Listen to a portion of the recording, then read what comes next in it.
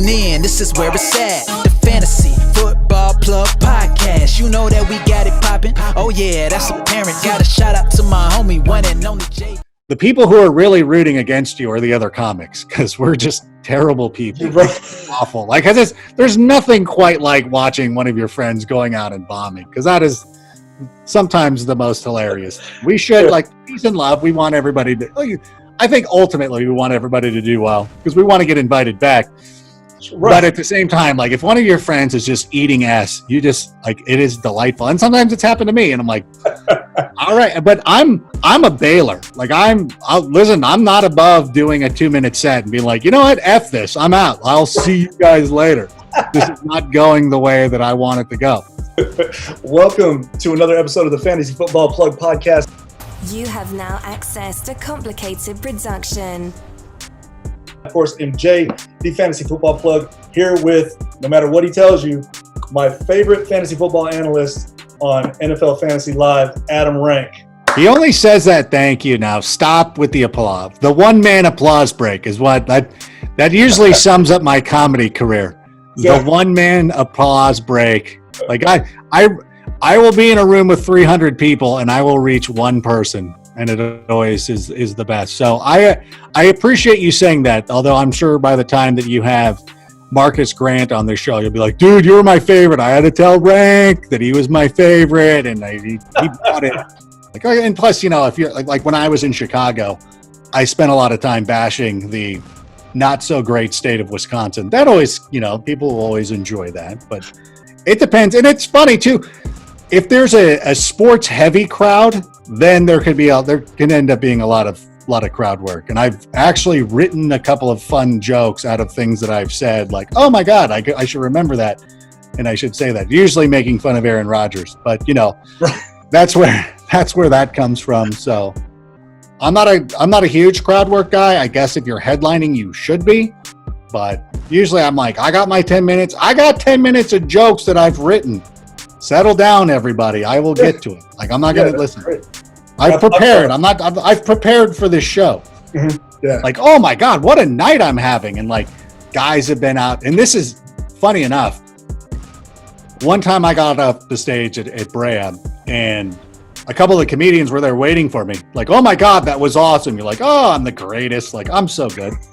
And the very next time I was at Brea, I was looking out at the crowd. I'm like, oh my God, it's only 3 minutes in and I'm at my 12-minute joke. Okay, perfect. I'm going to have to do some crowd work. Okay, that's it for me. Play Remedy. I'm out of here. I would be happy to do this otherwise. Right. So I just stuck with it. And Jay, I would tell anybody, and this goes for anybody, and you know this, like, I'm speaking to somebody who's lived this life. You know as well as anybody, whether it's comedy, music, professional wrestling, the guys who make it. Obviously, there's some superior talents, guys like The Rock or John Cena or whatever. But other people, and I'm not just talking about jobbers, but other guys like Kofi Kingston or Eric Young, my buddy. Like, one of the reasons you make it is because you stick around and you're not going to go away, and you force yourself onto the scene. Because listen, I've been doing podcasts with people for years, and there's guys who are still, men and women, who are still doing it, and they're still chasing it. And there's people who fall off and they go and they work for Enterprise, or they do whatever they do. And you got to make ends meet. I'm not disrespecting that, but at some point you're like, you have to make a decision. You know, I was an adult male making $17,000 a year. At some point you have to figure out, is this something I'm still going to pursue or not? Right. And so for anybody who wants to be where I'm at, doing what I'm doing, like, don't give up. Like, I understand. Like, I encourage everybody. I don't necessarily want you to take my job. I mean, I know you will at some point. Like, somebody's eventually going to take my job. I'm going to have to, you know, it's like the wrestling axiom, I'm going to go out looking up at the lights at some point. There's going to be some, right. Like, there's going to be a 24-year-old Matt Harmon or stepmom Lauren or somebody who's going to come in who I'm going to have to put over, and then I'm going to be out, and people are like, weren't you the guy from the thing? And I'll be like, yeah, but it was a great run. Right. So I understand that. But I mean, if you're still willing to put in the work and to put in the diligence that it's going to take and not give up, then good things will happen. Hopefully you don't take my job. But if you do, I'll be happy for you. But I'd rather you take Dave Richards' job or something. Don't take Jamie's job. Don't take mine. Why are you gunning for me? I'm sitting here giving you time and you're coming after me. This is rude. How did this get turned on me all of a sudden? No, I'm just kidding.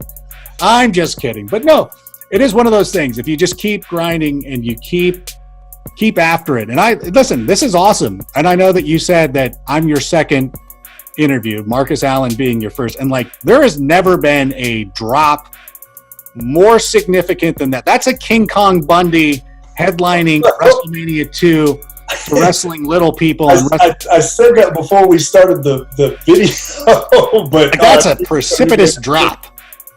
You talked to one of the best running backs of all time, and now you're talking to me. Like that's not a lineup that you would build that way. Like I'm the cooler match. Like you just like, you know what I'm talking about? Like if they have Brock Lesnar just went out and fought somebody, let's throw a cooler match out there because we're not going to throw Cena out there. We're going to throw somebody else. So I'm the cooler. Then next week you'll probably have somebody. You'll have Patrick Mahomes on or something like that. It will be the perfect like bridge to that. I get it. I understand. Listen, again, I can read a depth chart. I know where I fall in the grand scheme of things. It's fine. I'm not offended by it, but I still appreciate being on. Hey, you're the first analyst I reached out to, man. I don't know. It's just a thing. Like if I'm going to be truthful, it's because you're bald with a beard. It's like normally I would have said no, but I'm like, no, I don't have. Oh wait, bald beard? Yeah, I'm in. Like let's do that. I'll take it. We're simpatico. No. Take it. I'm doing it now. It's fun. I mean, I know I'm telling a lot of the same stories over and over again, but it's okay. It's like doing comedy. Like I'm doing my same thing. Got your material. Yes, but I think it's important to give back. And when you're a big star, this is my biggest fear, is that you're going to forget me, and then you're going to pass me by someday, and I'm going to be like, "Hey Jay, like, do you be like, get away from me, scrub, old man, like you're yesterday's news." We'll be like, "Oh, that's so hurt." I will be proud of you because I'll be like, that's cool because you did your thing, but it'll be a little hurtful. I'm already ready for it. I'm already ready for you big leaguing me. I'm already mad at you for big leaguing me. How does that work? This is the fun stuff. You can get me breaking down Patrick Mahomes anywhere else. I agree. Well, speaking of Patrick Mahomes, man, I mean, if Laurent Duvernay Tardif, he opted out, you think it's going to hurt Mahomes at all? I don't really, but... No. He's too gifted of a player. And we've seen this with a number of NFL quarterbacks, including Russell Wilson and Deshaun Watson, who, when you look at them, their offensive lines aren't great, but still find a way to make it happen because their ability to scramble around. Whereas, back in the day, Peyton Manning, even current day Tom Brady, if you start breaking down that offensive line, they're not going to do well. But Patrick Mahomes is somebody who's going to do fine. And it's interesting, too, to see all the names of people.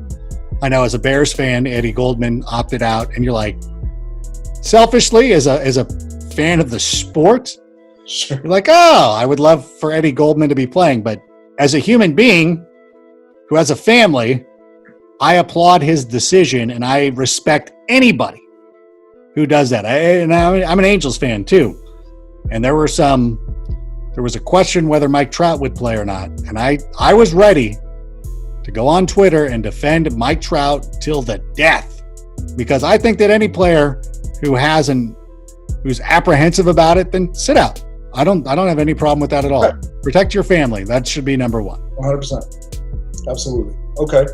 Now you were saying Bears fan. Of course, I've always known that. Bear down, man. Matt Day, he had a rough season last season. Do you think that's going to change with the addition of Nick Foles? Well, I believe that it was under the expectations that we had because of winning the division. Right. Should have won a playoff game if it hadn't been for Cody Parkey. The Bears weren't as bad last year as everybody wants to make you believe. They were 8-8. Akeem Hicks, his injury to me was huge last year. And it came in that game against the Raiders in London, which had the Bears been able to hold on that game, and one of the reasons they lost was because the absence of Akeem Hicks. Had the Bears won that game, they would have went to the bye week 4-1, I think things would be a little bit different if he would not relied on Eddie P in that game against the Chargers. If they just would have let not Jordan Howard, obviously, but David Montgomery run the ball down the field still. You win those 2 games, you're 10-6, you're in the playoffs. Who knows? I don't think that they would have gone very far, but whatever. They would have been in the playoffs. Sure. So I think that there's a lot of talent there. I think that one of the things that hurts is that Ryan Pace missed on the quarterback situation. And I think that you're not telling tales out of school. I think what gets misrepresented is they didn't really miss on Patrick Mahomes. It was the Chiefs who believed in him. Right. It was a great – not that Patrick Mahomes would be a great quarterback no matter where he played. Right. But having the opportunity to sit for a year behind Alex Smith, to play with Andy Reid, that is hugely beneficial. The quarterback that they missed on, which really hurts, is Deshaun Watson. That if you were going to be drafting a quarterback, heading into that draft, there was no better option than Deshaun Watson for what he had done at Clemson, beating the Crimson Tide, the ability to play behind an offensive line that might not have been great. So that's the one that I will always look back and be like, that's one that you kind of missed on. And so that hurts. And so Ryan Pace is always going to have to wear that. But when you look at the other 21 positions, I think the Bears are pretty good. They're pretty solid. Yeah. Defense. So I think this could be a good year for the Bears, and I'm predicting them to win 10 games. So I have a lot of faith and I have a lot of hope in them. Yeah, I agree. I think the Bears are going to do really well. I think they're going to do a lot better this year. Now, speaking of that, let's discuss the Bears offense a little. David Montgomery. Yes. Think we got it figured out for him this season? Finally get to unleash him. It's like free. It's like, how they always said free Aaron Jones. Yeah. Same thing with David Montgomery. Toward the end of the season last season, he was balling out. Yeah, there was a change at offensive coordinator. There's a change at the offensive line coach position as well. And they were kind of beset with injuries. They were messing around with Cody Whitehair, trying to figure out his position. Now that I believe that they have that settled, with the change in the coaching staff, more emphasis on the run, I do believe that David Montgomery, fantasy-wise, could be much better, but I think just as a productive NFL running back, he should be better. And I think what we saw last year, if you watch the tape or anything like that, you weren't watching a running back and saying, this player doesn't know what he's doing, he's not good. I think it was the situation. I think it was the quarterback struggling with a torn labrum. He was a little bit apprehensive. There were some injuries on the offensive line. My guy Kyle Long was battling injuries as well. So I think there's a situation where David Montgomery can rebound. And I know fantasy-wise, people were burned last year, and now they're just going to disregard him, which only benefits you who is willing to take that risk, and nobody's drafting him as a RB1 or RB2. Right. So I think there's great value there for anybody playing fantasy. And I think as a Bears fan, we're also going to see some benefit too, just as the fan of the team. Right. Absolutely. Where do you think Allen Robinson's going to finish this season, fantasy-wise? Oh, I love him. I think that he's one of the best receivers in the game. I think that the degree of difficulty with the quarterbacks he's had to play with over the course of his career, I don't believe that he gets the recognition that he deserves. I hope that he gets extended. And I'm not afraid to take him. I've taken him in the third round in a lot of NFL fantasy drafts, and I'm supremely confident that he is going to be the most targeted receiver on that offense for sure. And he's a definite wide receiver one. I look for him to be a top 10 guy at the very least. Agree, 100%. That's exactly what I have in my notes. Excuse me.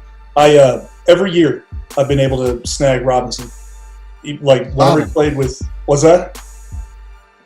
I love him. Yeah, he's phenomenal, man. Whenever he was with the Jags, got him. Ended up reaping the benefits of that 1,400-yard season. Had him last season, and I'm definitely aiming for him this season. But you can do mock drafts on the all-new NFL Fantasy app. You can also watch games this season. The all-new NFL Fantasy app. Download now at the Galaxy Store, wherever you download apps. Sorry, had to get that plug in. I enjoy NFL. For my mock drafts, I've always used that, but everybody on Instagram seems to use Sleeper. I'm not the rebel that goes the other way. I will. I do. Anytime I do one on my own, if they do the invites and stuff, anytime I do a mock on my own, it's always NFL. So it's easy to use.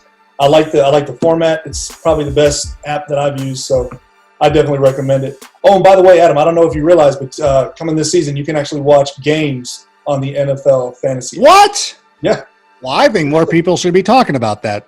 I agree.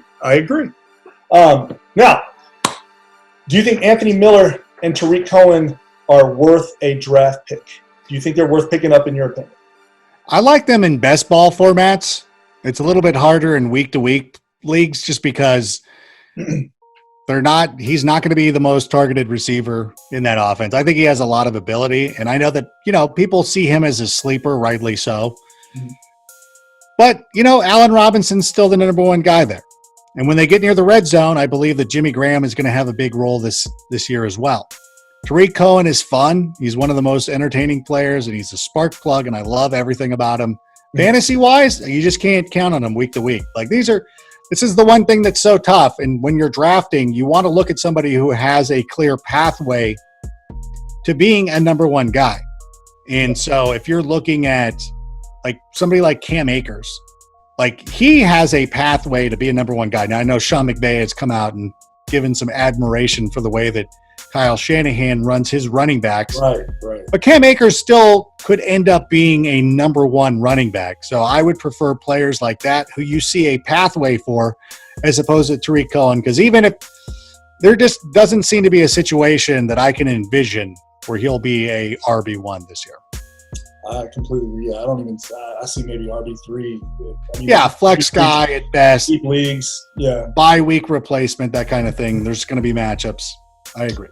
Now, I of course am a Saints fan. Who that say they're gonna beat them Saints? I've been since I was a little kid. What's that? Nothing. Please. Let's see. Okay, thanks. So that being said, I saw on Twitter that you said that Alvin Kamara is a top 4 running back, no questions asked, no matter what. Yes. Not an exact quote, but you get the idea. Can you give me an argument? Because everybody's going for Christian McCaffrey 1 overall, which I understand that. Can you put up an argument for Kamara to be number 2? I cannot. No, I'm joking. No, honestly, again, this is one of the more talented guys in the league. 3 years of catching 81 passes on the nose. So he's going to have the production right there. And then I think a lot of people get worked up because he doesn't carry the ball enough. But you know what? If you are a receiver or a running back who catches 80 passes in PPR formats, you don't understand how valuable that is. And we can sit here and argue about whether you should be playing full point PPR or not. But the reality is most people play this way.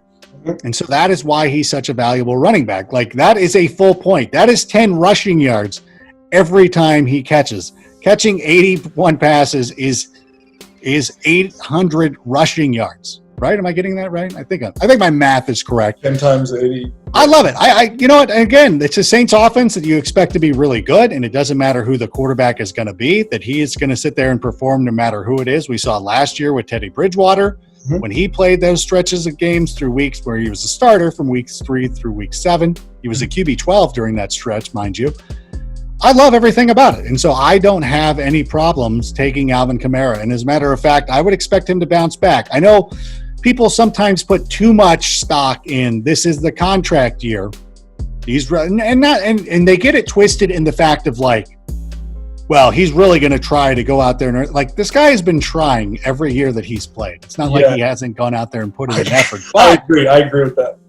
But what I think it means is that Sean Payton now doesn't care about his long-term availability. He's like, I just need to win this year. You might not even be on the team next season. It's like when you have a rental car. You're like, you drive that different than a brand new Cadillac. You're like, whatever. I don't care. And that's the way they're going to look at Alvin Kamara unless they give him a long-term deal.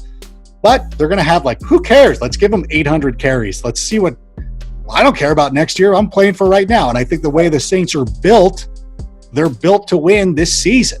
So I love Alvin Kamara. If you wanted to take him second, do it. YOLO. Live your life. Yeah, I've got the number 2 pick, man. And I've always loved Kamara. If I'm in the top 4, I normally jump on him if I can. It's always full PPR with us. And, but everybody keeps talking shit about, you need to get, Barkley, which I get that. I understand that. I'm a homer when it comes to that stuff. I love fantasy football, and I've won. I don't know if you see this, Adam. Excuse me. That was drafting Kamara with my first pick, and the year before I had a championship. So I think I'm gonna keep doing what I'm doing. But I think, a lot of people say that he's gonna drop off as far as his catches, which I don't understand because of Emmanuel Sanders. I don't see that. Exactly. That face right there is exactly what I was thinking. Like I don't see that happening. I think Kamara is going to be a monster. He cannot possibly regress in the touchdowns. He could actually. We need some positive regression. Yeah. So if anything, I expect him to score more this year. Like, come on, people. Mm-hmm. Yeah, I think Kamara is definitely. I mean, you can make an argument for him for the number 2 for sure. It's hard to do number 1 with McCaffrey there, just the way that McCaffrey plays. I get that, but that's fine. I mean, listen. Yeah, personally, I will tell everybody right now. I love Saquon Barkley. Mm-hmm. If I'm sitting at number 2, that's who I'm taking. Sure, but I would not fault anybody. Like if I'm sitting there, let's say I had the 3rd pick, and if I knew it was you, it's different. I'm like, oh, I would expect you to take Kamara. But if one of your friends took, because I remember last year having the number 2 pick, and somebody took Barkley ahead of Christian McCaffrey, and I got McCaffrey. And I was like, I was like mildly surprised because I just expected McCaffrey to be off the board. Mm-hmm. But it wasn't like, oh, you're an idiot. Like in the moment, like I'm like, oh, it makes sense. Like I get it. Sure. Like they're good players. Like that's the thing. Like they're good players. Like you're in the first 4 or 5 picks. Like yes, these good running backs are going off the board. Mm-hmm. Now, if I'm sitting there at number 7 and I'm taking Allen Robinson, okay, then I should be accused of being a homer. Then you should be like, bro, back off. Like you probably could have waited.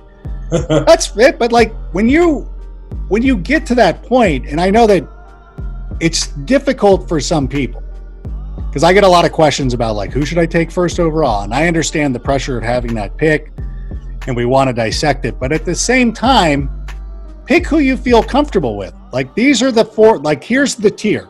Mm-hmm. It's CMC, it's Barkley, it's Kamara, it's Ezekiel Elliott, and then that's probably it. And if I'm missing somebody, hit me up in the comments. Be like, this guy's a clown. Did you say make sure? No, God no. Okay, thank you, Dalvin Cook. You and I are seeing. Stop it. This is where people will again accuse me of being a Bears homer.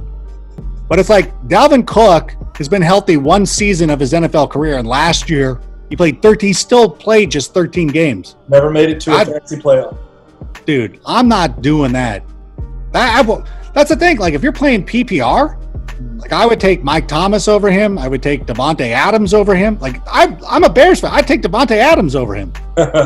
Be serious, people. Like, oh my God, people get so worked into this. Like what happened? Like, oh, like they're just so trusting. Right. Like, this guy has never been able to come through for you, and then he does it sort of one time. Like, oh, he's good. Like it's like what? What is happening? Right. Dude, if he can stay on the field, give me a season of him staying the entire season, and I'll maybe think about drafting him early in the next season. But I can't bring myself to do it. Even. I just can't. Opportunity in my podcast, I say all the time, opportunity is probably the most important thing in fantasy football. And you might get it, but as soon as something happens, his shoulder, a piece of hair goes out of place and he's done for the season, you're out. I mean, you're hosed. Yeah. So I can't bring myself to draft him that early. But so let me ask you here: do you happen to like the rookie draft class has got some pretty strong running backs, but a lot of them seem to be in backfield battles is what I like to call them. Like, do you see any rookie running backs possibly finishing in the top 10, 15? Well, this is where you start looking at guys like J.K. Dobbins. Mm-hmm. He has an opportunity there. And, you real familiar with Saints fans, the Alvin Kamara jumping over 2 guys to become the number 1 dude. Yeah. You have Jonathan Taylor, who's got a great chance in Indianapolis. Right.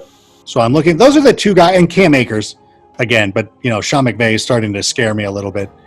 So those are the guys that I've been taking a shot on. And before all the preseason games were canceled, I was more apt to go after Cam Akers.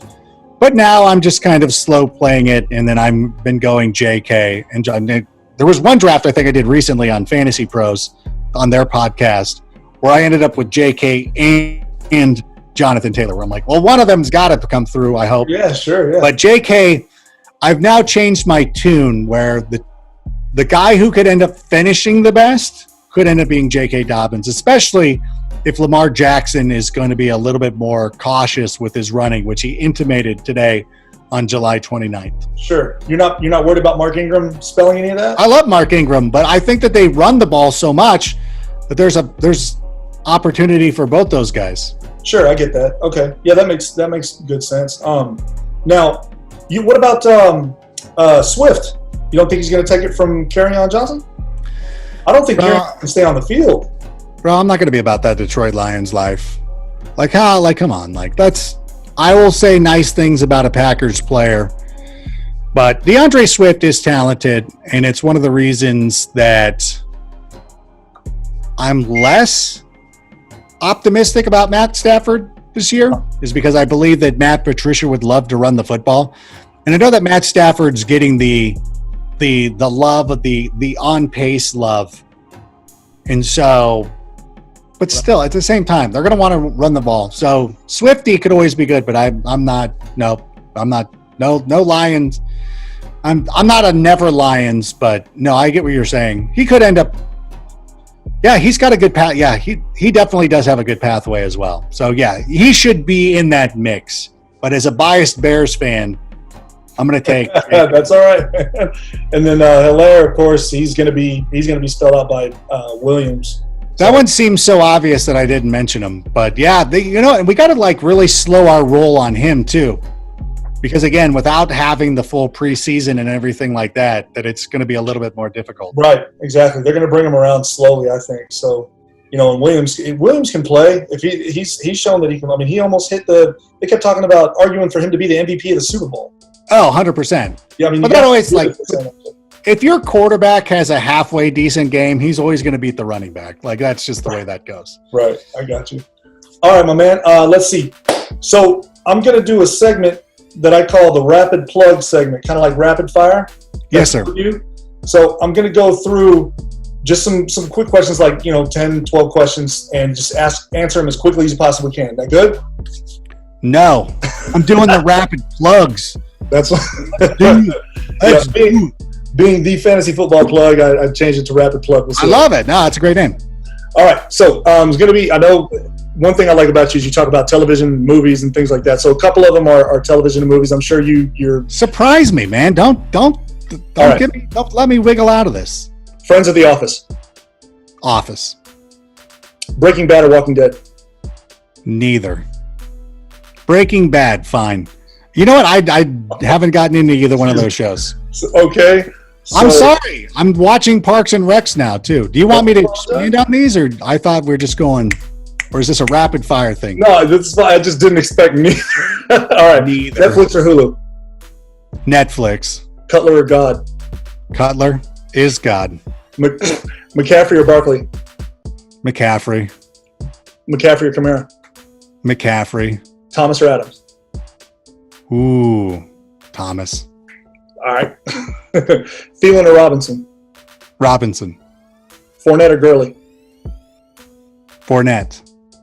Vaughn or Jones Jr.? Jones Jr. Ruggs or Rieger? Rieger.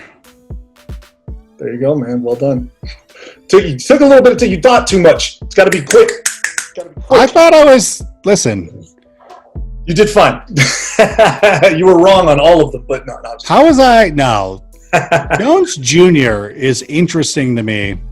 I think that he gets overlooked all the time. And every time I have him on a team, I am always delighted. Unless this quarterback gets hurt.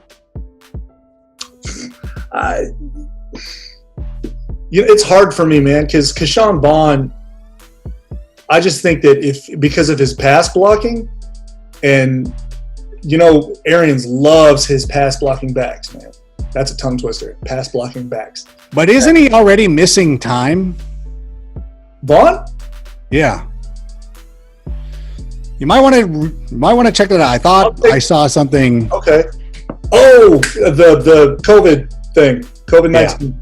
I think there's something about him, but honestly, I think that people are going to be overlooking Jones this year. I think so too. I've been I love Vaughn. I think Vaughn has an opportunity there to crush it, but also Jones started finally picking everything up toward the end of the season, and then you got Arians who started trusting him just like he did with David Johnson, and that just, I mean, the sky's the limit for this kid, I think, especially in this offense.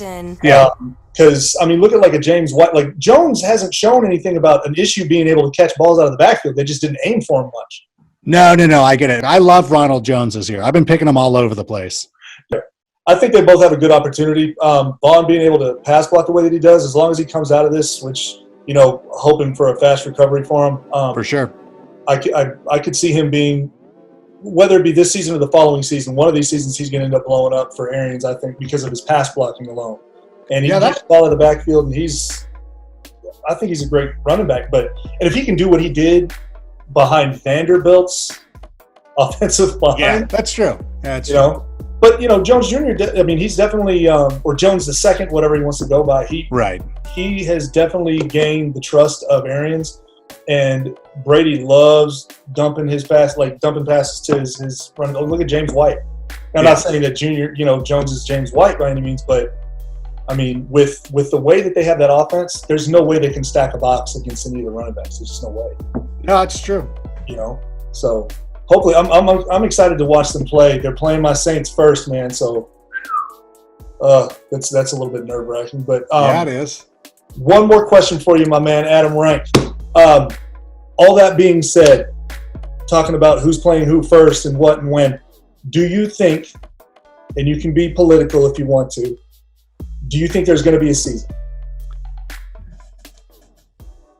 I really feel that the NFL has done a pretty good job up until now with the draft. Obviously, it wasn't the spectacle it was going to be playing in Las Vegas, but with free agency, and even though they had to cancel the Hall of Fame induction ceremony and all the preseason games, having the opportunity to kind of plan for this. And I know a lot of people were making fun of the NFL. Like, now, trust me, they were planning. Like, there has been a lot of thought going into this season with player safety in mind and working with the players union and everything. And it's definitely going to be difficult. But I've been cautiously optimistic this whole time. And even though we've seen some of the problems that baseball has had, I really do believe that the NFL has something in mind. There can't be any way that they don't. Is it going to look like 2019 and every other season we've seen in the NFL? Absolutely not. But I do believe that given the opportunity, the NFL is going to be able to pull something off. And you know, I'm gonna remain cautiously optimistic until I don't need to be and control what I can control. Right. So I know that's the political answer, but it's really how I feel. No, man, that's a little bit more leaning toward that. There's a possibility. You heard it here first. Adam Rank said 100% NFL is going to have a season. No, yeah. You're leaning more toward what everybody wants to hear for sure, man. When I was reading all those snippets and posts and stuff of there will be a season, man, I'll tell you, my heart leapt. But then I was like, they say that now. So again,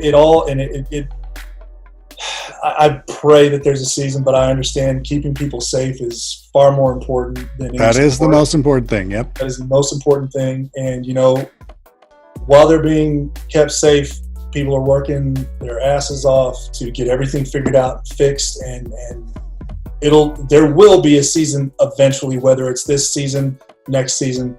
Football's not gone. It'll never die. Baseball's not gone. It'll never die. Sports will never die. Can I acquiesce?